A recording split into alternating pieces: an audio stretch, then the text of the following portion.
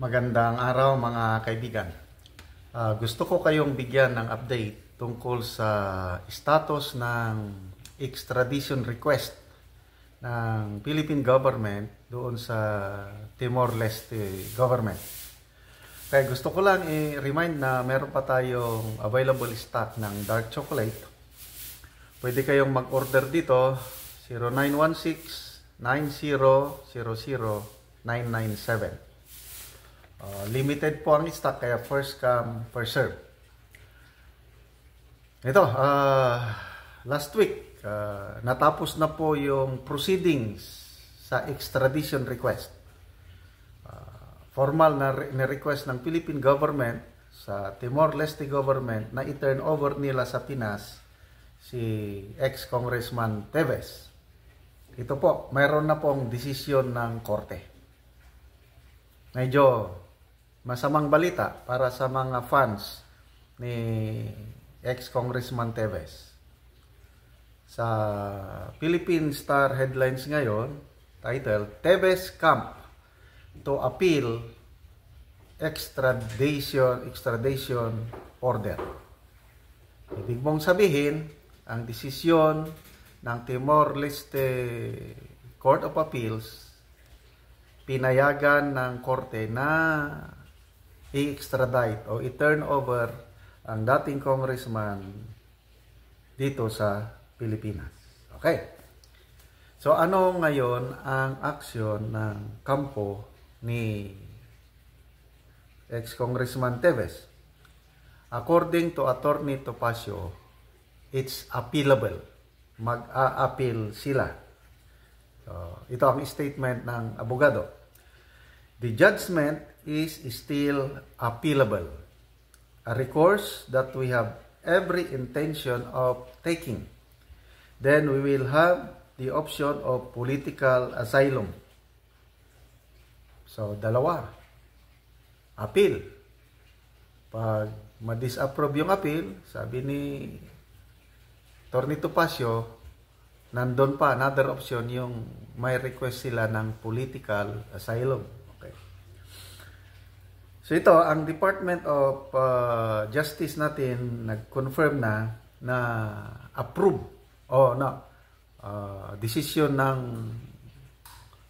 Korte sa Timor-Leste is ibabalik dito si ano. So sa virtual press conference ni Attorney Topacio, sabi niya, they have 30 days from notice to appeal the decision. So, matagal-tagal pa, no? That is based on Article 300 of the Code of Civil Procedure ng Timor-Leste. So, sa ngayon, kahit may order na ang korte, hindi pa rin ma-extradite, hindi pa rin maipadala si ex-Congressman Teves dito sa Pilipinas. While waiting for the appeal at saka waiting for yung request for political asylum. Okay? Ito yung statement ni Attorney Topacio. Kasi may mga magagaling na abogado ni ex-Congressman Teves sa Timor-Leste. So sabi niya, according to his Timor-Leste lawyers, the process is still ongoing and that there is a principle in their law that says that if there is a pending political asylum application, notwithstanding any extradition request, a person cannot be extradited because it would render the application for political asylum moot and academic. So, ayan o. So, may pag-asa pa. Kaya lang, kinontra ito ng Department of Justice natin ngayon. Sabi ni DOJ Undersecretary Raul Vasquez, wala na daw. Disapprove na yung request for political asylum ni ex-Congressman Teves na deny na. So, kahit mag-apply ulit, madi-deny ulit. Ganon ang sabi. So, sabi ni Yusek Vasquez, they filed for a motion for reconsideration. This was denied as well. So to our mind, sabi niya as lawyers, that is the end of the rope for that particular aspect. So, kumpiyansa po ang DOJ na yung appeal ni ex-Congressman Teves ay madidinay ng Timores Court. Okay. Isa pa, paliwanag ng DOJ, ano? Habang nandun sa Timor-Leste, si ex-Congressman Teves, pwede na siyang arestuhin ng Timor-Leste Police. Ano ang basis? Sabi niya, for being an undocumented alien. Kasi na-cancel yung kanyang passport.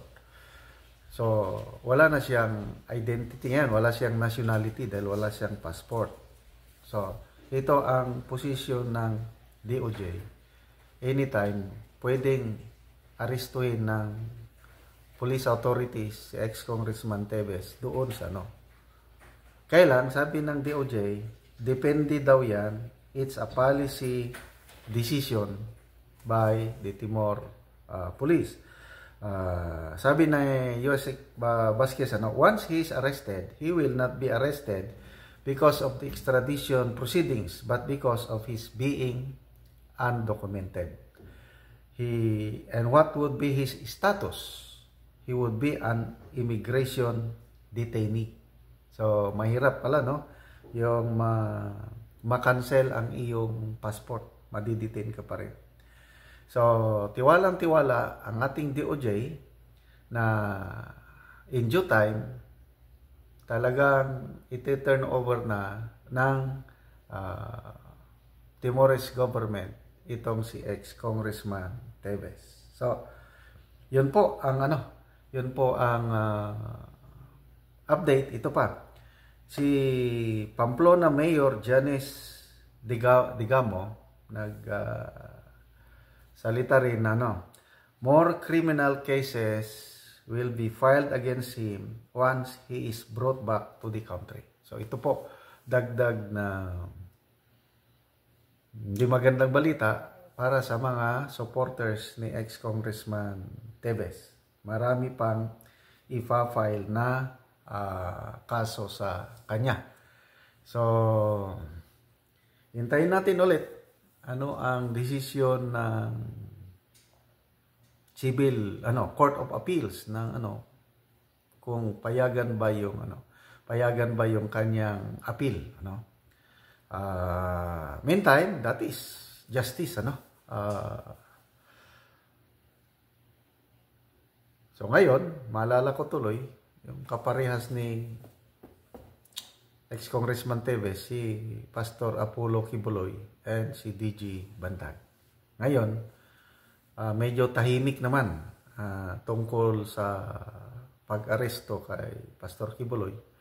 After yung, 2 weeks or 3 weeks ago, yung overkill, ngayon, naglaylo na ang PNP. Sabi ng bagong regional director ng Region 11 PNP, hindi na daw muna nila i-priority yung paghuli kay Pastor Kibuloy. But to me, lang yun, parang sidetrack lang yung reaction, yung reklamo ng mga tao sa Davao tungkol sa overkill sa pag-aresto. But I believe, they are building up intelligence para matukoy kung saan nagtatago si Pastor Apollo Kibuloy. Another nakakabahala na development, ito naman si PRRD. Formal siya na iimbitahan ng Committee on Human Rights sa Kamara para mag-attend sa hearing sa War on Drugs. Nagsabi na siya na hindi siya a-attend. Ang response ng chairman ng Committee on Human Rights, si Congressman Abante, pag hindi siya mag-attend, isuan siya ng show cause order. Ibig sabihin, ipaliwanag. So, I hope magpaliwanag at tatanggapin yung paliwanag. Pag hindi tanggapin yung paliwanag, ito na ang medyo nakakaalarma Dahil sabi ni Congressman Abante, there is a likelihood, malaking possibility na may mag-move sa committee, among the committee members na isyuhan siya ng ng subpoena. Okay, after yung show cause order, ang next dyan, subpoena. Pag hindi pa rin mag-attend, next step na is yung warrant of arrest. So, nakakalungkot Pastor Kibuloy and PRRD, yung malaking naitulong sa unity nung nakarang eleksyon, magiging fugitives na sila sa batas. Nako, sana naman huwag itong mangyari.